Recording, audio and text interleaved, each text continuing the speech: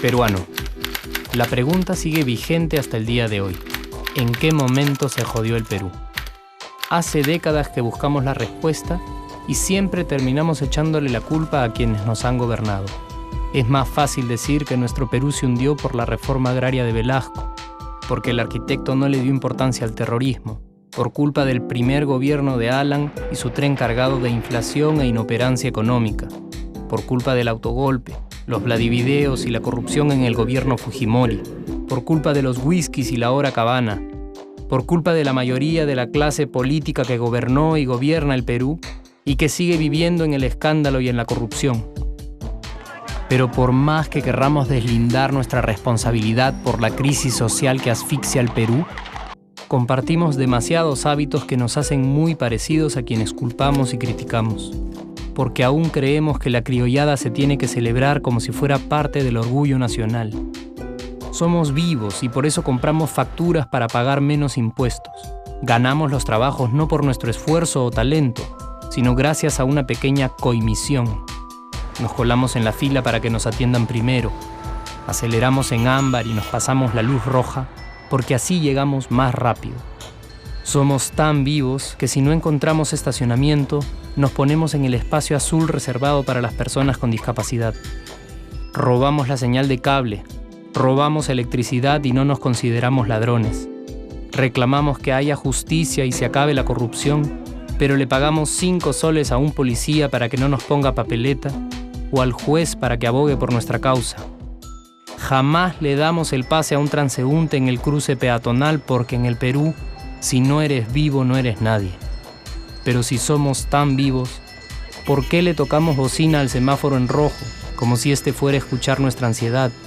¿Por qué tiramos la basura en la calle, como si la ciudad perteneciera a cualquiera menos a nosotros?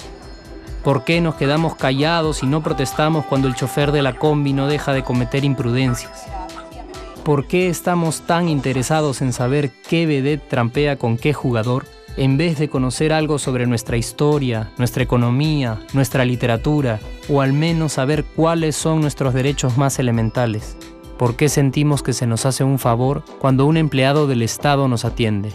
¿Por qué dejamos que un panetón sea el mejor argumento de un político para llevarse nuestro voto? ¿Por qué cuando alguien hace algo bien, decimos que parece hecho en el extranjero, como si eso fuese más meritorio? ¿Por qué no nos sentimos orgullosos de nuestra diversidad cultural? ¿Y por qué, si somos tan vivos, seguimos alimentando este círculo vicioso que no nos deja avanzar como sociedad y nación? Es cierto que nuestros niveles educativos dan pena, y si queremos llegar a ser un país con posibilidades de desarrollo, se tiene que invertir en escuelas y capacitar a los maestros. Pero ¿de qué nos servirá una buena educación fuera de casa cuando dentro educamos a nuestros hijos dándoles el peor ejemplo? Es cierto que se necesitan medidas urgentes para frenar la ola de delincuencia y violencia que azota al país. Pero ¿de qué nos servirá pacificar las calles cuando en nuestros hogares la violencia física y psicológica parece haberse institucionalizado? Es cierto que se necesita una verdadera reforma judicial para que en el Perú se pueda hablar de justicia, pero ¿de qué servirá lograrlo cuando la mayoría de nosotros sigue avalando la ley del más fuerte, del más rico, del más vivo? Es cierto que para reducir los conflictos sociales se requiere del diálogo, pero ¿de qué nos servirá ese diálogo si seguimos pensando que dialogar es imponer nuestras ideas y no escuchar al que piensa diferente a nosotros?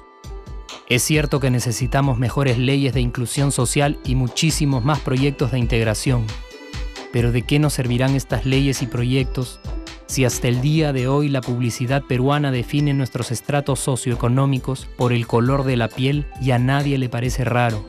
Si hasta el día de hoy seguimos avergonzándonos de nuestras diferencias o sintiéndonos superiores por estas mismas diferencias.